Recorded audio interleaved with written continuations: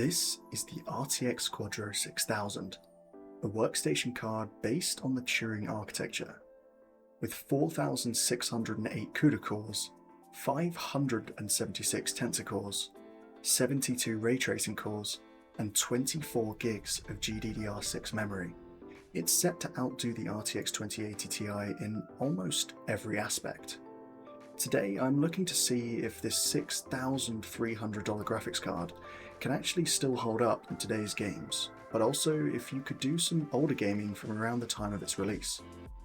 Lucky for me, I didn't end up paying the original $6,300 release price, but instead paid a reasonable £320.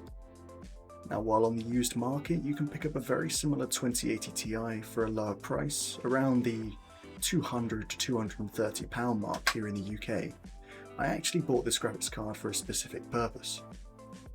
In my spare time I do a reasonable amount of 3D CAD and some rendering here and there, where I can say that the extra £100 I spent really paid off for all the features and extra VRAM it comes with.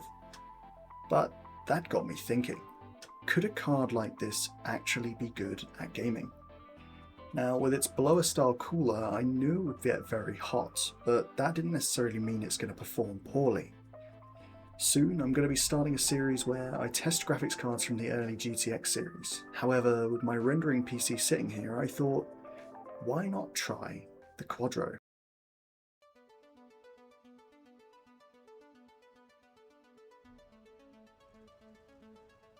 So our first game here is Black Ops 2 from 2012. Now, while it is a very dated game by this point, it is one that I grew up on and I wanted to include it in the benchmarks, more so for the GTX cards that we're going to be trying later on in this series that I'm making. We're going to be seeing around 300 FPS in this game. That's to be expected, bearing in mind it is a much older game running on a graphics card that has 24 gigs of VRAM, and if anyone around the time of 2012 had this kind of performance, they would have to be running a serious kind of computer. As you can see, we are currently sitting at around 75% utilization of the GPU and at about 73 degrees, which is not as low as we're going to see it throughout the gameplay here, and we're definitely going to see it a lot higher when we switch resolutions and play some more of the modern games that I have lined up for this list. I'm going to change my sniper around here because I'm sorry that you've just had to watch the most atrocious gameplay. I'm too used to playing this on Xbox 360 with a controller, and playing this on PC with a keyboard and mouse is a slightly different experience than I'm used to. We're going to switch over to 1440p in a second here to see if the performance changes at all. I'm not really expecting it to change that much. If anything, we're going to become less CPU bottlenecked as we go to 1440p. So now we are in 1440p, and as you can see, we now have 99% utilization on the GPU, which means we're no longer CPU bottlenecked. In this PC, I have an i9 10980XE, but even at 1080p, you're going to find that older games, especially ones that are not too intensive, are definitely going to bottleneck you to some extent. So as you can see, we're now getting 100% utilization, which is very good, at just under 4 gigs of VRAM. So we're not using our VRAM pool to any kind of length here. We're now rocking up to 83 degrees as the card gets to 100% utilization, but overall, if I had this kind of performance, I would be very happy. Now, there's no reason why you couldn't get this kind of performance from a graphics card that is lower priced, but for the point of this video, it's actually very good that we're getting around 350 FPS at times. Sometimes dropping to the low 260 when an explosion or there's a lot of fire going on. But that is Black Ops 2. The next game on our list is Bioshock Infinite from 2013, playing this at 1080p max settings. Now, this game I have never actually fully played through, however I was recommended it by a friend and I have been playing it here and there ever since. I am absolutely amazed by this game because for being 2013, it has some of the best visuals I've seen from a game anywhere near the year 2013. We actually find that games coming out in the most recent years don't look as graphically amazing as this game. The lighting is absolutely brilliant, and to be fair, it's optimized very, very well. We're getting around 350 average FPS for this at 1080p, and we're actually CPU bottlenecked to a certain extent, because you'll see the utilization of the GPU drops down to around 80 to 85% at times. So we should see a more realistic view at 1440p. However, for 1080p, we're getting around 350 FPS, and if I was getting that much, I would be perfectly happy to play away at this game. So at 1440p, we are seeing definitely a drop in frame rate. However, the game just looks even better now. The water, the reflections, they are just so crisp in this game for it being that old. So we're seeing now 100% utilization at only 3 gigs of VRAM usage at 1440p, which is, for such a good looking game, absolutely amazing to me. We're seeing 85 degrees. It's pretty much thermal throttling at this point. We are not going to get any higher than that, I shouldn't think. But yeah, we are getting 100% utilization and around 200 to the 250 FPS kind of mark. It does fluctuate quite a lot depending on where I'm walking. But again, a really, really good result from Bioshock Infinite here.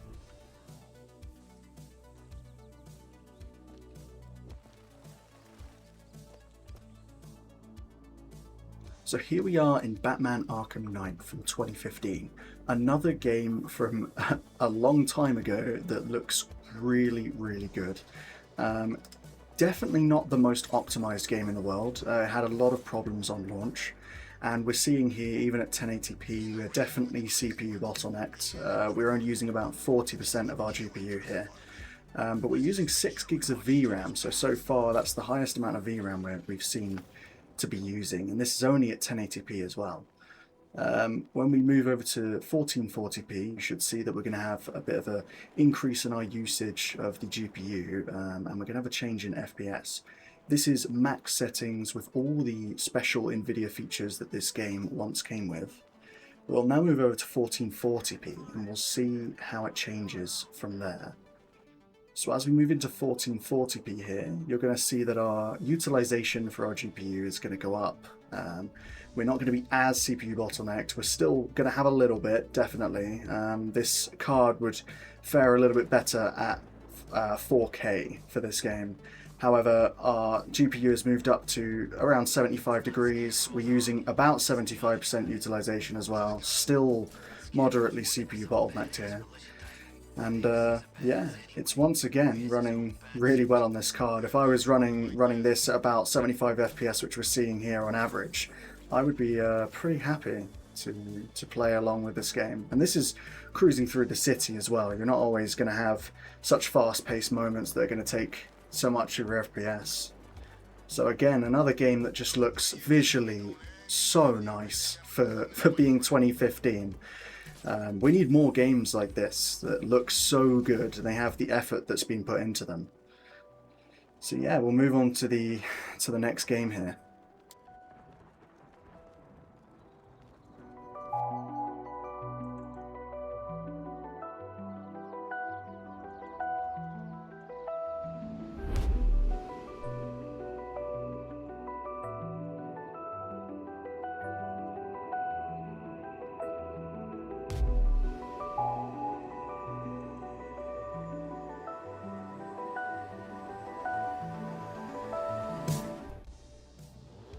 Jumping a few years ahead, we are now in 2018 with Forza Horizon 4.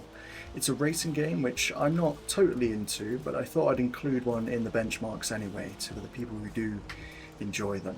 And it's a kind of game you would play if you're into the racing games. There's obviously Forza Horizon 5 that's come out recently, but Forza Horizon 4 is unfortunately the only racing game I have. So we're looking at about 80% to 90% utilization at times with this game at 1080p, which is actually quite surprising. It's running at around probably an average of around 100 FPS, which again is a totally playable experience, and I can see that when we do jump over to 1440p, we should see that we still are going to be hitting well over that 60 FPS mark, if that is what we were looking for. We're currently in the winter here, so things could change. I'm just going to destroy this person's garden real quick. Yeah, things can change when it gets more to the summer months, because I know that the winter time can actually affect results a little bit, but I can't unfortunately do anything about that. So we're going to move over to 1440p here. So now here at 1440p, we're definitely seeing a bit more utilization, more rocking up towards the 100% here. We're definitely hitting that thermal throttle once again here, being about 85 degrees. And we have now hit a new record for how much VRAM we're using at 6,300 megabytes or 6.3 gigabytes. And we are also currently rocking 250 watts of power through this card. So in terms of your maybe 3060 or 3070 cards, you're definitely not going to be pulling anywhere near as much wattage as this card. And you're probably going to see that you can get very similar, if not better, results. As you can see, we're not as CPU bottlenecked as we were before, and we're still actually getting 120 FPS. I was surprised to see this, that we've not actually massively dropped in FPS from switching from 1080p to 1440p. We're still getting a really respectable 120 or 110 FPS at times, and the game looks absolutely brilliant as normal. So another really good result for this card, and totally playable in this state. We will move on to the next game. So our next game here is Cyberpunk 2077 from 2020. An extremely difficult game to run on pretty much most hardware. On my main computer, I've got an RTX 5090, and even path tracing without DLSS is quite difficult for that. So even the newest of hardware is actually going to struggle. Here we're running the, I believe, high preset with no ray tracing, and it's performing pretty well. We're getting just under 60 FPS, probably around the 50 FPS mark. We have no upscaling on here at the moment. But we'll park up on here on the side in a second, and I'll try and put some ray tracing on. I don't think this is going to fare very well with ray tracing. It is, at the end of the day, the first generation of ray tracing. It's a Turing architecture card, so we shouldn't see that this is going to do amazingly at ray tracing. We're going to put a little bit of DLSS on here, because otherwise it is simply going to struggle. So we'll turn ray tracing on, ray trace reflections, sun shadows and local shadows, and we'll see what we get from this. We'll put some DLSS ray reconstruction on as well, just to see if that's going to affect our results at all. So looking here, we're getting around 40 FPS. If you think about it, we've only dropped about 10 to 15 FPS, but obviously we've had to include some ray tracing. I think I've forgotten to put there we go, yeah, so ray trace lighting, we'll put that to ultra, let's say, and we'll see what it can do here. So with ray trace lighting on, we're getting around 40 FPS, which at the end of the day is about 10 or 15 FPS what we were getting with without ray tracing, so it's not too bad. Let's turn this down to, let's turn the settings, the main settings down to medium, and let's see if that makes much of a difference. I shouldn't think it'll make that much of a difference. However, if we then go to turn up the ray tracing settings, we shouldn't have as much of a problem with that. So we'll turn these down here to medium with ray tracing on ultra. And as you can see, we haven't changed too much there. We maybe just dropped to the low 40s rather than normal 40s. We'll turn this to balanced and see if that affects our results at all. There you go, so we're getting around 50 FPS on average now, which is a much more playable experience. It's not that 60 FPS mark that you're going to look for in most games. However, to get 50 FPS at ultra ray tracing on a card like this is quite impressive, I have to say. We're also using about 8.5 gigs of VRAM here, so your 8GB cards like the 3068 gig, 3078 gig, you might find actually will struggle a little bit at a game like this, where you're actually going to be throttled by VRAM even at 1080p. because you've got to remember this is 1080p gameplay here. So we're going to switch over to 1440p in a second, see how that affects it, and yeah. So here we are now on Cyberpunk 2077 at 1440p with the same high preset ultra ray tracing. We're now dropped down to the 30 FPS mark, which actually seems to be slightly less stuttery as the 40 FPS we were getting originally. However, I would not ever really consider 30 FPS on a card like this to be playable. So we're going to drop this back down to medium again, and we're going to see if that makes a difference. I doubt, again, it's going to make too much of a difference, but we will see. We were getting pretty much bang on 30 FPS before, so we'll see how much this changes it here. So yeah, looking at that now, we're getting now mid-30s, which really hasn't changed the benchmark too much there.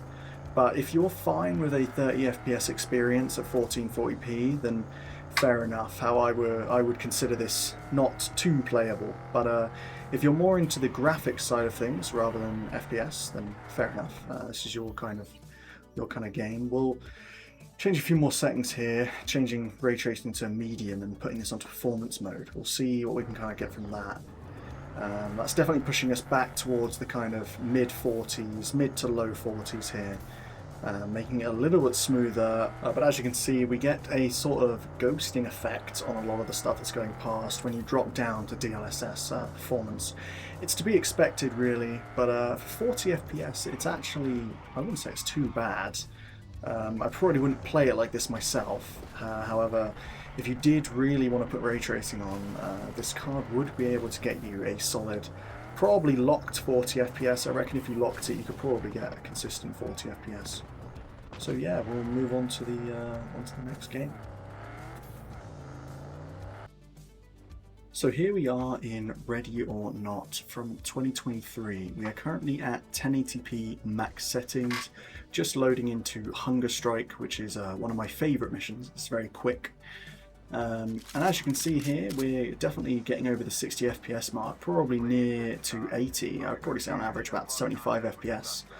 We're going to push in here, we're going to see if we can take out these guys. And yeah, as you can see, we're not actually getting a massive utilization on our GPU here. Definitely CPU bottlenecked in this game for sure. I'm using about 6.5 gigs of VRAM at 250 watts of power once again. Whoops, that was a civilian. My bad. But yeah, this is a totally playable experience. 60 FPS here, totally playable. And I would have no problem playing like this. Gonna head upstairs here, see if we can clear the last of the terrorists, and then we'll switch over to 1440p and see how much it changes. I should see that we're going to get a bit better results when we go up to 1440p because we're not going to be as bottlenecked by our CPU. However, it's not by any means a poor experience. We're definitely getting about 75 FPS, which if you did want to lock to 60 FPS, you could, and I think you'd be perfectly fine in doing so. So we'll move over to 1440p here and we'll see how the results change. So loading back into the same mission here on 1440p, we should hopefully see a bit better utilization of our GPU here, which straight away you can see we are using 99% of our GPU.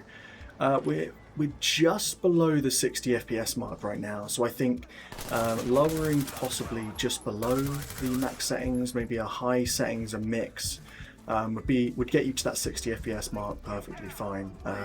But right now I wouldn't say this is by any means not playable. We're getting about 50 FPS, a few dips and drops here and there when there's a lot of shooting or when explosions are going off. But otherwise it's a perfectly playable experience.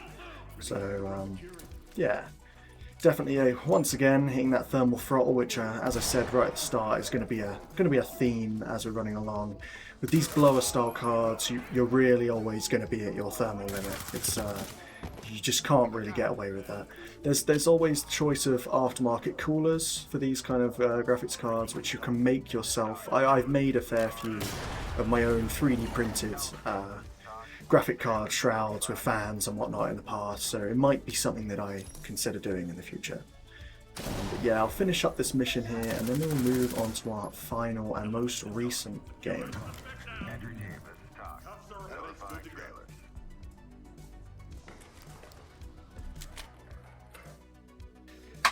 So here is Ark Raiders from 2025. It's the most modern game I have, I believe, and it's also quite intensive as they go.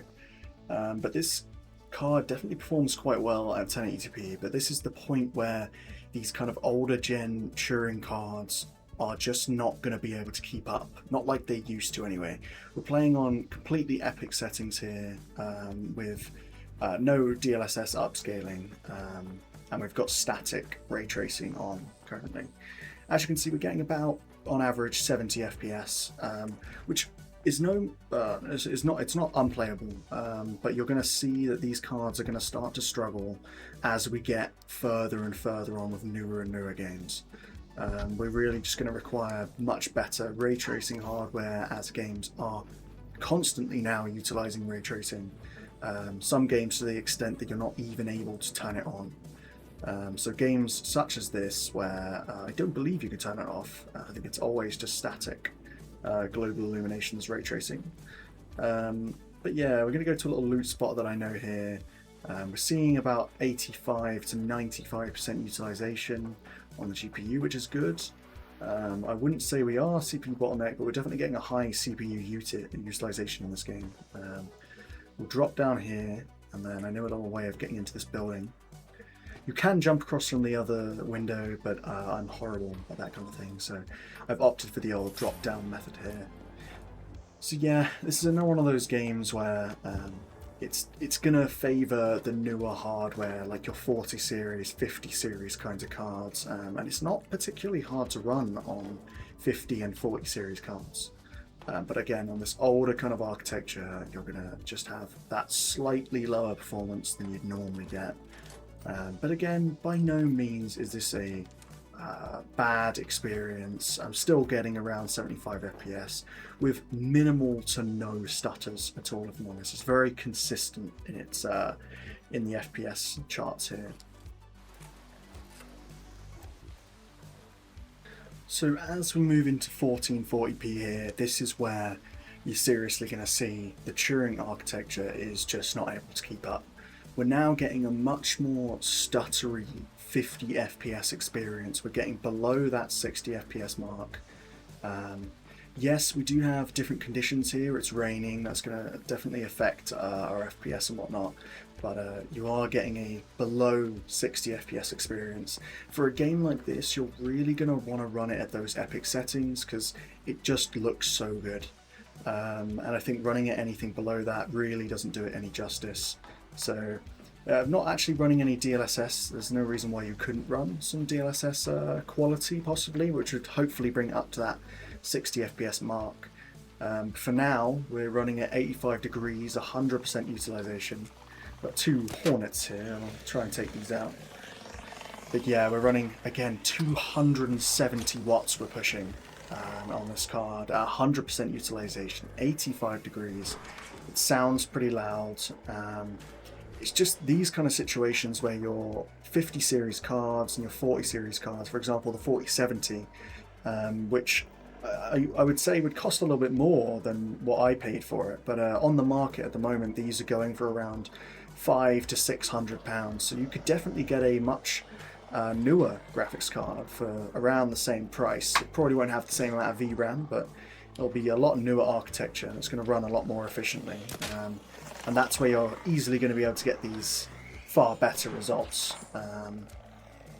But yeah, again, by no means is this a bad experience, but it definitely could be better on a different card. For example, the 4070 or a 3080 or a 3090, which all are within the price range of this card. So that will wrap us up for our last benchmark here. The card's done really well overall, but I will go over that the conclusion.